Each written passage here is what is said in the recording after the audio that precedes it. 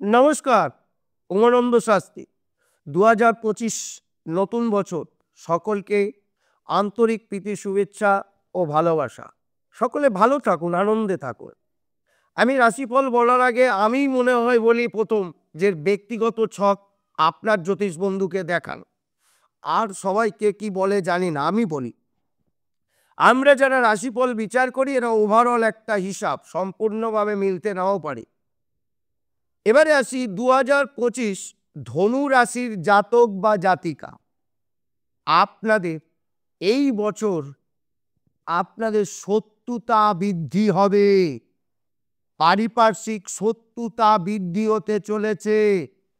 সাবধানতা অবলম্বন করতে হবে। জমি জমি ফ্ল্যাট যদি কিনতে চান এই বছরে একদম সঠিক কাগজপত্র দেখে মাপজোক করে নিয়ে তবে টাকা দেবেন। রেজিস্ট্রি করে তবেই আপনি টাকা দিন।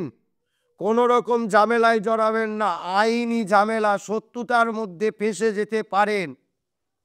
এতে করে বন্ধুর সঙ্গে, কাছের বন্ধুর সঙ্গে মনোমালিন্যতা দেখা দিতে পারে। আপনার প্রিয় বন্ধু আপনার থেকে এবছরে দূরত্বে চলে যেতে পারে। ধনুরাশির একটি মাত্র শুভফল প্রাপ্তি হতে পারে, সেটা হলো বিদেশ থেকে যারা কোনো আমদানি রপ্তানি করে এরা কিছু আর্থিকভাবে ডেভেলপ হতে পারে, বিদেশি জিনিসপত্রের উপরে আর্ন করতে পারে, ভালো অর্থ প্রাপ্তি করতে পারে। গুরুত্ব দিয়ে চলুন।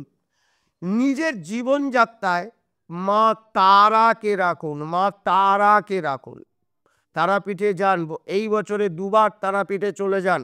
প্রতি মাসে যেতে হবে আমি বলছি না, পান্ডা ধরে পুজো দিতে হবে তাও বলছি না। মায়ের কাছে কেবলমাত্র ওই নাট মন্দিরে দাঁড়িয়েই প্রার্থনাটা করুন, মাকে জানান আপনার সমস্যা, সমাধান হবেই। আর আপনারা একদম পিওর হলুদ কালারের উপরে জোর দিন।